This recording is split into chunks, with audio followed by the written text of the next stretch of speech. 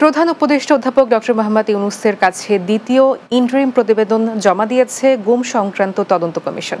বুধবার সকালে রাষ্ট্রীয় অতিথি ভবন যমুনায় কমিশন প্রধান বিচারপতি মইনুল ইসলাম চৌধুরীর নেতৃত্বে কমিশনের সদস্যরা প্রধান উপদেষ্টার কাছে এই প্রতিবেদন জমা দেন।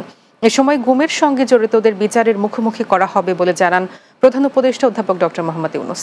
বিস্তারিত বুলবুল আহমেদের প্রতিবেদনে। বুধবার সকালে রাষ্ট্রীয় অতিথি ভবন যমুনায় কমিশনের সদস্যদের নিয়ে প্রধান উপদেষ্টার কাছে প্রতিবেদন জমা দেন গুম সংক্রান্ত তদন্ত কমিশনের প্রধান বিচারপতি মইনুল ইসলাম চৌধুরী। তিনি প্রধান উপদেষ্টাকে জানান, তাদের কাছে এখন পর্যন্ত ১,৮৫০টি অভিযোগ এসেছে এবং তার মধ্যে ১,৩৫০টি অভিযোগ যাচাই বাছাই শেষ হয়েছে।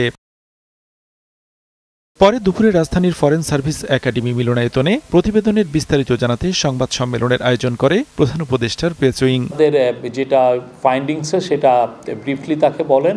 এ সময় প্রধান উপদেষ্টার প্রেস সচিব জানান, প্রধান উপদেষ্টা কমিশনের সদস্যদের কাছে প্রতিবেদনের আশু করণীয়গুলো চিহ্নিত করার নির্দেশ দিয়েছেন, যাতে করে সরকার স্বল্প সময়ের মধ্যে কাজগুলো শুরু করতে পারে। এই গুম সংক্রান্ত বিষয়ে আশু করণীয় কি সেটা তাদের কাছ থেকে জানতে চেয়েছেন, যে এটা যেন খুব দ্রুত দেওয়া হয় এবং সেই অনুযায়ী বাংলাদেশের লিগাল মানে ল অ্যান্ড জাস্টিস মিনিস্ট্রি এবং অন্যান্য মিনিস্ট্রিগুলো সেই অনুযায়ী হোম মিনিস্ট্রি এই সংক্রান্ত বিষয়ে তারা পদক্ষেপ নেবেন।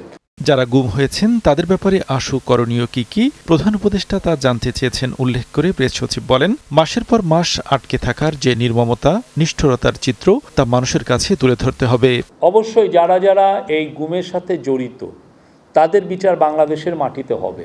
তো এই পুরো এখনো তো আমাদের কাজগুলো হচ্ছে। এ সময় প্রাপ্ত প্রতিবেদনটি ওয়েবসাইট ও বই আকারে প্রকাশ করা হবে বলেও জানান প্রেস সচিব। ওয়েবসাইটে যেগুলো পাবলিশেবল প্রত্যেকটা জিনিসই দেওয়া হবে। বুলবুল আহমেদ, বাংলা টিভি, ঢাকা।